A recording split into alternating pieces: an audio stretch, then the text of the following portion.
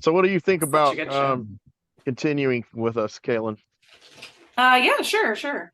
or Um, us, or beside so us? I've Or got so I've got three films to talk about. I guess for the first one, I'll do the one kind of more mainstream pick that I had, which Henry and I talked about behind the scenes, and we're like, okay, we really got to talk about this one though because it's just such a great example of an anti-hero superhero character, and that's Logan.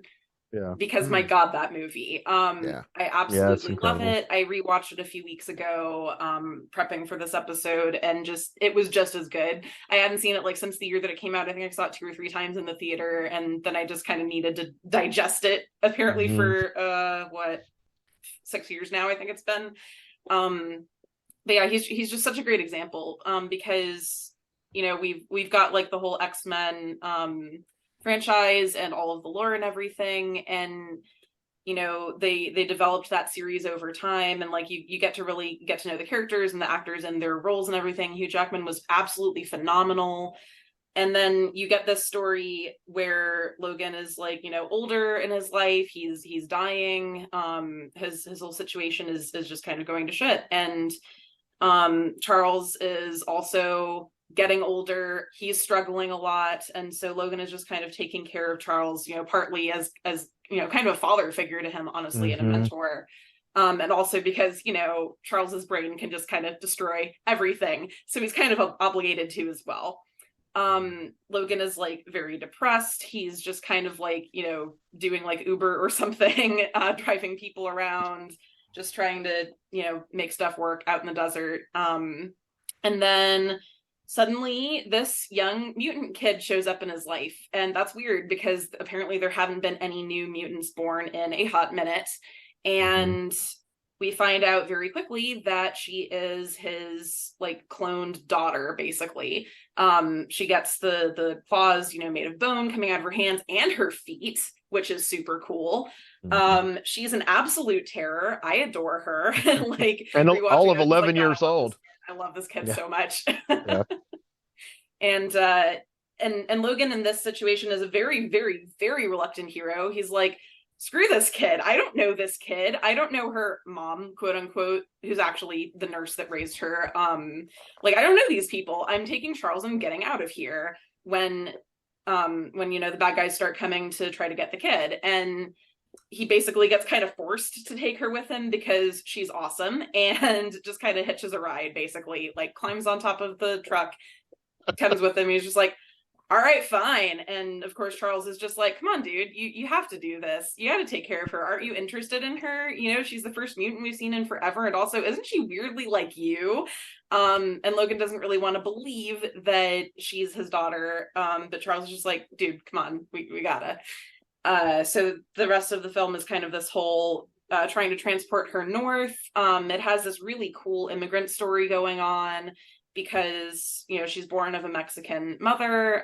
She's already crossed one border into the United States, and then they're trying to get her all the way up to North Dakota, and then probably ultimately to Canada. She's trying to meet up with her friends, who are the other mutant kids who survived this really awful corporation that was trying to basically create this like army of super super powerful kids. um and yeah, and Logan kind of takes to her as a father does to a kid, as they travel together. It's very sweet, very endearing. um and over time he really comes to love her, and then he gets killed during a fight trying to protect her, and she calls him daddy, and it broke my heart. So Yeah. God, like that's such a tearjerker at the The, end. the, the, Every time a I'm just lot of like, man. Yeah. things about that movie made me cry. My his relationship to Charles, and Mm-hmm. even the way Charles looked in that movie very resonated with me and my dad as I cared for Yeah. him towards his 90s. Also, And just God, Patrick Stewart absolutely oh, like he's stole the so show good. with that performance. He was phenomenal, absolutely phenomenal. Yeah, he's a motherfucker. The thing I really encourage people, because I know there are people who just won't watch that movie because Because it's a superhero movie, and it's like, but go the thing yourself. is, there's so many levels. Again, to me, it's not a superhero movie. To me, it's a dystopian science fiction movie. Near Yes. future, the world is changing, people's metabolisms are changing, mutants are going away. The ones they have are going to be trained for these nefarious purposes by the government. I Hmm. mean, all of this stuff, telepathy, all of this stuff has been in science fiction and the subgenre of mutant science fiction which influenced Jack Kirby growing up. People like A. Van Vogt and Olaf Stapledon. There's a lot of Olaf Stapledon to me in Logan, and probably some older people be like, "What the hell are you talking about?" But again, it just depends on what lens through which you view it, uh, I think the hook to me is the fact that it's also a metafictional film because he states finally that the the comic books are fictionalized versions of their real events. And Yeah, yeah. that's a key thing about metafiction and literary archaeology is that fictional characters do exist, but their accounts were greatly exaggerated. So when he said that, I was like, okay, see, perfect. They just Yeah, and you see tie the it kid all. like literally reading the old like X-Men Wolverine comics, and she's just like, "Is this you?" And he's just like, "No." Right? Like with this like purple and yellow like ridiculous costume and everything. He's just Yeah. like, And I think in that movie he acted the most like the character in the comics than he had before. I mean, part of that's the writing, but a lot of yeah. people complained because he wasn't violent enough. He didn't have a bad enough temper. He was too sensitive. Well, okay, they need to watch Logan then. Yeah. Yeah. He was a very, very understandable, very real character, I think. He was this guy who's just, he's tired. He's had a long, hard life. He's caring for his mentor who is dying. He's dying. The world is going to shit. He has nothing to live for at this point. He's just kind of waiting until death eventually comes for him or he'll kill himself. He's got, the adamantium bullet so that he can end his life if he gets to a point where he's like, all right, I'm done. So yeah, he's just severely depressed, and I think that he's a very sympathetic and very easy to understand character. He's not like larger than life in the way that a lot of people think of superheroes as being. Right. He's just a dude who has this mutation where he heals insanely fast and has the bone thing going on. It's cool. I mean, That's laid on top of it just being a good right. story. It just happens to have that. I think that for me heavily, and I would say for a lot of people, I would say probably for a lot of people of my generation, Gen X that grew up with those comic books, I eventually became. X-Men is one of the comics I left behind first as far as liking it. But I thought the concepts were incredible, which is why I started reading mutant science fiction. And when the first movie came out, it was like a seismic change, really, because I was like thinking it was going to suck, and I didn't care about all I heard all the time was Gambit and Rogue. Are they going to kiss on the cartoon? And I'm like, I don't care about any of this soap opera, and I write soap opera like stuff. And it still bothered me, and I watch it, and when he lit that cigar at the bar, I cried because I was like, that's the character. He's alive. It's like they finally fucking did it. Yeah. Yeah. And you come. Go ahead. I'm one of the lucky ones. My first Marvel comic, the one that got me into comic book reading on a more than casual basis, was John Byrne, Chris Claremont, Terry Austin. It was the X-Men where they fought, not arcade. They were in a sideshow. It's in the and I'm looking at this gorgeous art, this beautiful art, and the very last panel is a full page of Magneto. I had no idea what Magneto was, but I knew they were in big trouble, and I could not wait for that. And it was bi-monthly at the time, so I had to wait 60 days. Hook, line, and sinker. But boy, that lineup, it's hard. So great. Yeah, but it's hard to overestimate just how shocking Wolverine was. That here was a character who did not lose a wink of sleep about it. It's what he did. It was what was necessary at the time. And all the other characters, you'd always have scenes of like Storm and Nightcrawler clutching each other in fear because he just took out a couple guards. He's like, yeah, I'm going to go take out these guards. And I guess they thought he was going to produce a coconut and hit them about the head and knock them out. So they'd come up in an hour like, what happened? No, all you hear is snick, snick. And you're like, Oh, damn. Nightcrawler looks really traumatized. I don't think those guys made it. Yeah, that was amazing at that the was a time. very controversial page, actually. It was. I used to have this book, Yeah. the X-Men Companion. I might still have it, but uh Claremont and Byrne, did not see eye to eye on anything about the No. X-Men. And the good thing Wow. is the good things each one of them did actually came through. Some of the bad things too, but Mhm. that particular page, he didn't want it set up that way, and Claremont, and he was kind of wishy-washy about it. But Byrne was like, he's an animal in the veldt. These predators are Yeah. getting ready to kill my friends. That's it. Keep going. And that really bothered Claremont at the time, and it bothered. Well, of course, everything they did bothered Jim Shooter, but it was just kind Yeah. of like, but yeah, I mean, you're that era exactly is when yeah, I started collecting them regularly around the time Phoenix died, but I had some of those issues. I didn't have that one you mentioned, but I believe that had the Beast and Mesmero in that Yep. storyline too. And Yes, absolutely. Oh, I I remember it love the like it way was Burns drew yesterday. Mesmero. It's such an amazing run. Mesmero Yeah. was another great, one of the few great Jim Steranko characters that he did for Marvel. Like Mhm. Polaris was another one. Yeah, Um, beautiful. I've got that one too. oh man, I will so never I will never part with some of my X-Men comics, no matter how much they're worth. I don't The blame you, one with man. Polaris on the Steranko Polaris on the cover, that's one of my I Oh, love if it. I had that, I wouldn't either. I It's don't blame you. beautiful. So I guess I'll go ahead and talk about one. This is really actually a series of movies, but I'm not gonna like go into every single movie like in detail because really there's a kind of a formula. So I even brought it with me. This is female Oh prisoner yeah. Scorpion. This is the complete collection. It says complete Mhm. collection on it, and this is from Yeah. Arrow, and this is indispensable to anyone who loves Japanese exploitation film at its absolute most out there and go for it. Just anything can happen, and it does happen. And I first had the second movie when it came out on DVD, and they can't, the first one hadn't come out. They didn't put them out sequentially because of rights. And I thought it was just so crazy. And it's like, oh wow, who's this avant-garde Shunya Ito guy? And because I was looking for Koji Wakamatsu, and fuck, I've seen Wakamatsu now, but I'm still looking for Violated Angels. I still can't find it with subtitle. I mean, what the hell? Um, Mhm. but this was a good substitute. And then later I saw the series, and I found out it was based on a manga, like so many great Japanese films. And she is definitely an anti-heroine, and it's really funny. I forgot this was on the back of the box, but it's like something me and Kaylin were talking about this week. It says, oh, I need reading glasses.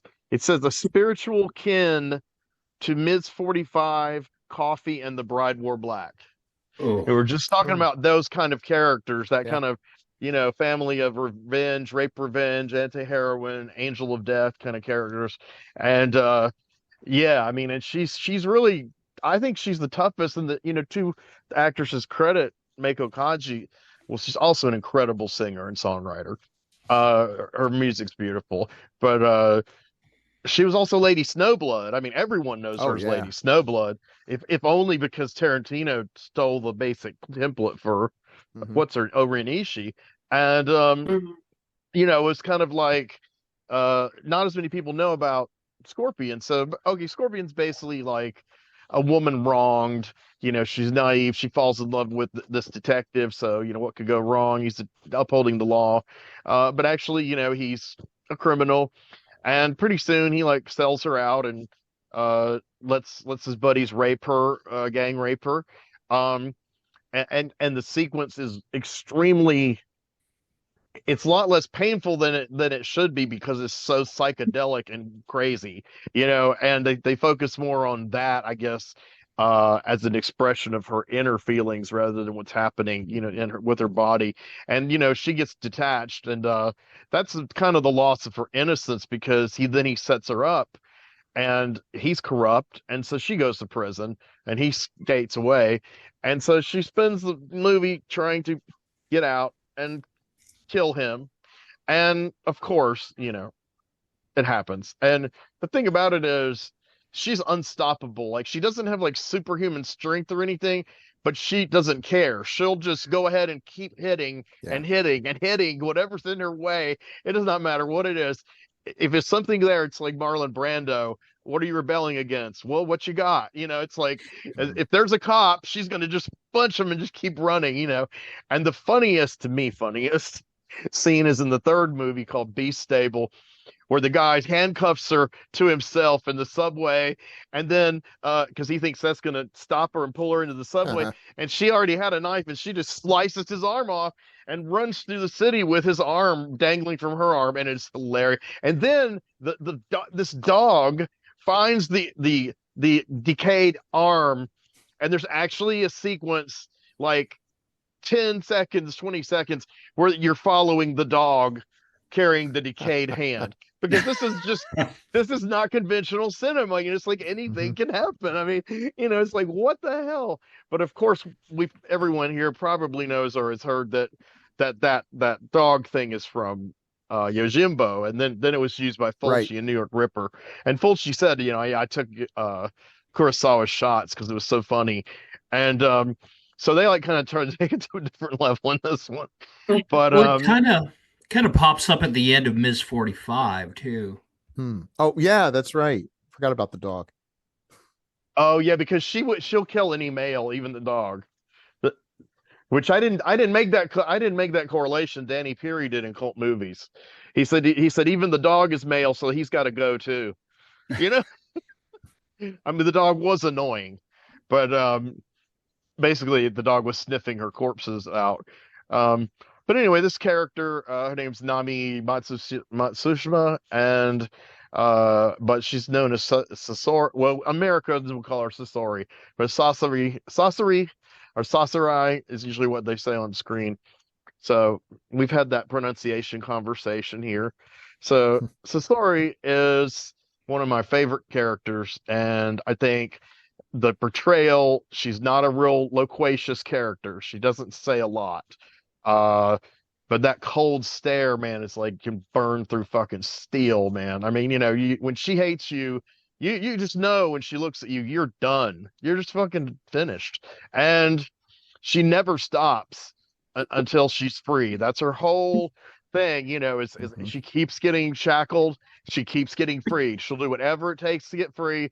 There's no other real engine to the plot than this woman just wants to be left the fuck alone, get out of my way.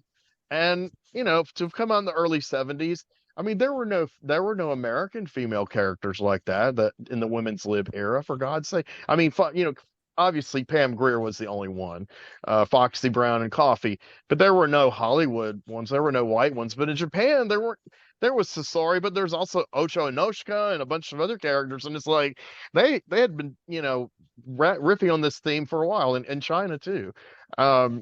So we wouldn't have any idea of this, growing up the way that we did, the pre-internet era, especially.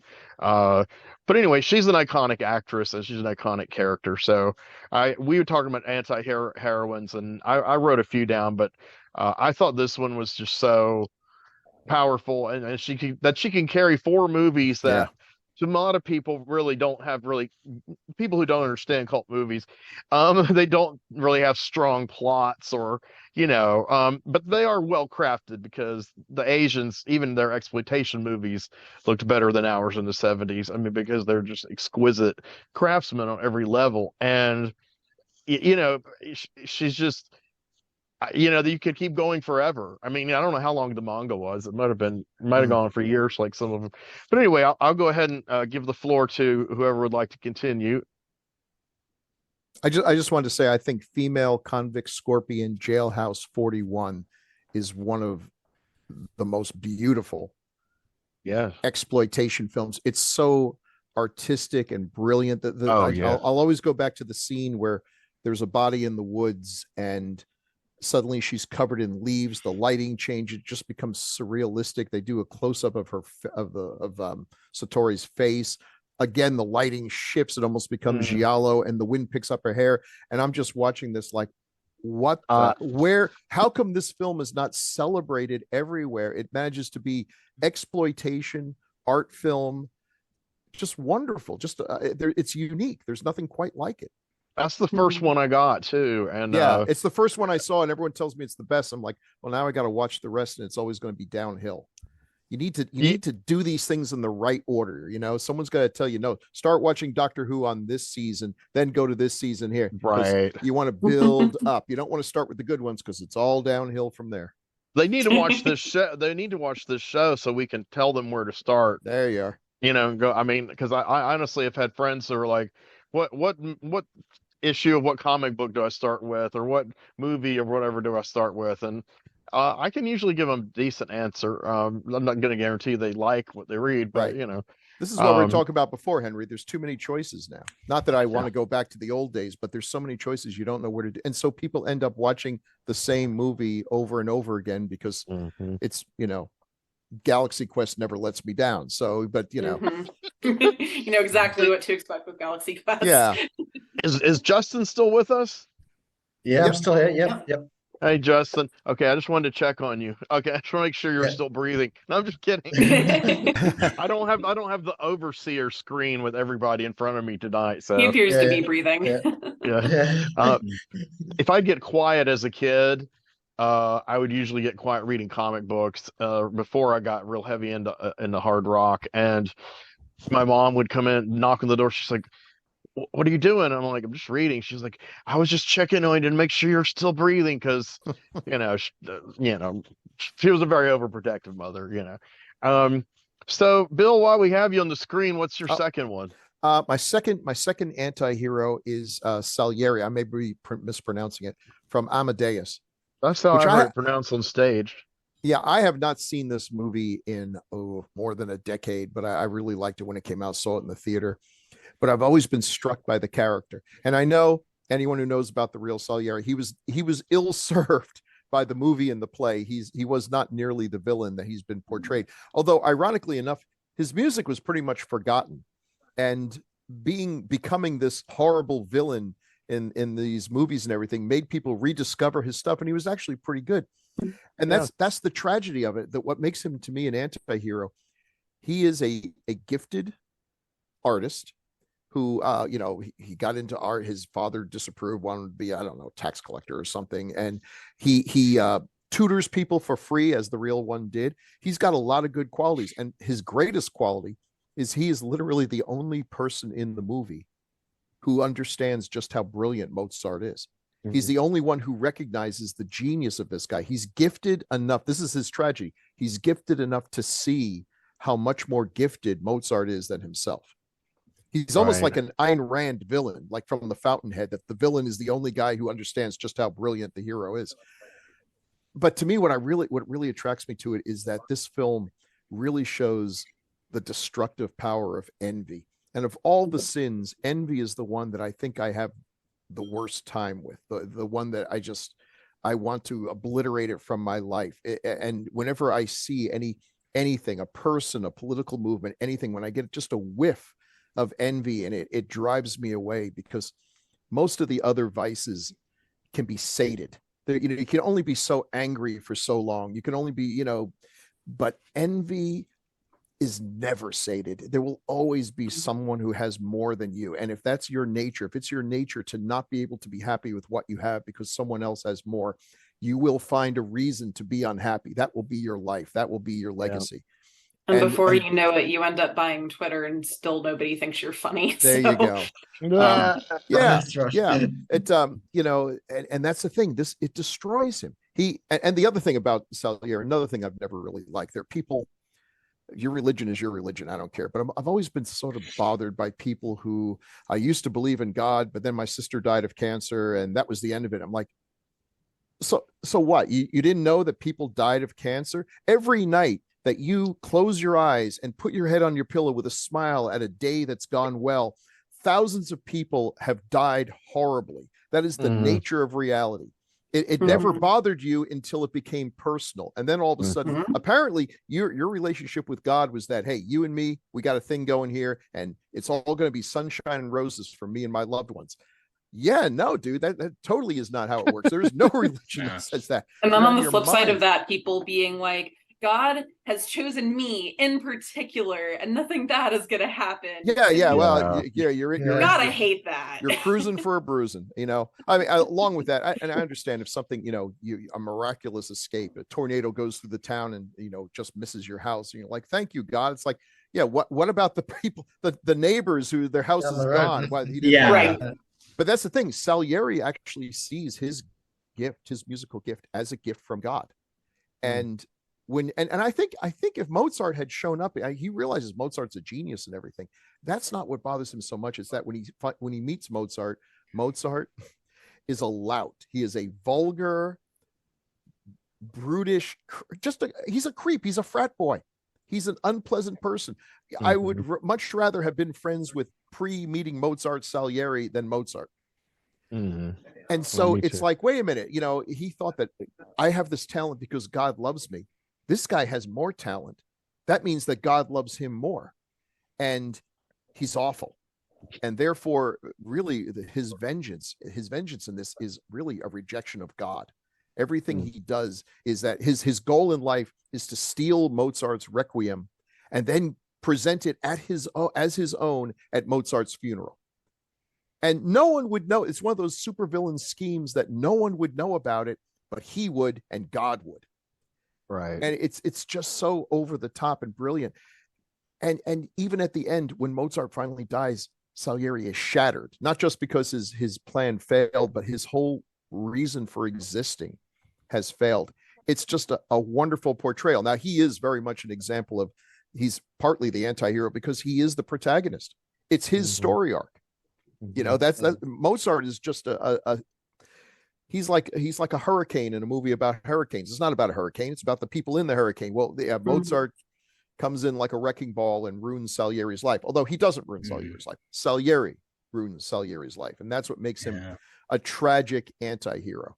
And of course, marvelously played by F. Murray Abraham, who he's incredible.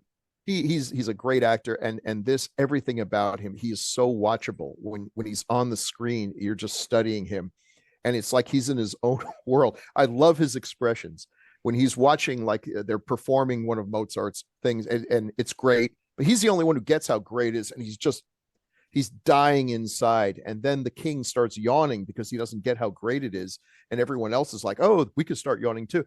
And he's delighted. A miracle has happened. The miracle being that these idiots don't see the brilliance that Salieri sees. I mean, at this point, he's even betrayed his talent. He's betrayed the gift that he was given, the gift of art, the gift of understanding what is good. And he's out to destroy it. It's just so good. It's such a good film. I got to go watch it again. I haven't even thought about it in so many years, but just this topic. It's like who. No, that was an excellent choice for a character. I to be honest with you, I've never seen the movie all the way through ever. I actually haven't either. I'm planning on watching it soon. So when you brought it up, I was just like, oh, hey, that's convenient. Because I'm planning on watching it soon. But you know, it's been so long. I don't know if it holds up. Phenomenal. Sometimes things don't hold up. When you go watch them again, you're like, I saw a play. I saw a play staged of it. It was really good. This was about 30 years ago, though. I mean, I grew up in a family of classically trained musicians, so the historical stuff, if nothing else, even if it was not a very flattering portrayal of this character, will still be interesting to me regardless. So I'm sure I'll enjoy it. And it is so ironic that it made his music get rediscovered. That's kind of a cool little coda, I guess. I love it when stuff like that happens, because it's like, you know, as a scholar, it's like I'm just always reading history stuff that nobody really knows about unless they study that particular niche thing. And then, you know, that's how these things happen. Somebody is fascinated by this historical figure. They're just like, oh, you know, Mozart knew this one guy who was kind of obsessed with him. And before you know it, people pick up on it because it's an interesting story, because humans and their stories are interesting. Right. And then art gets made, and then more people learn about it. And it's just, it's such a cool thing. Absolutely. Henry, I might have to go. Because, all right, buddy.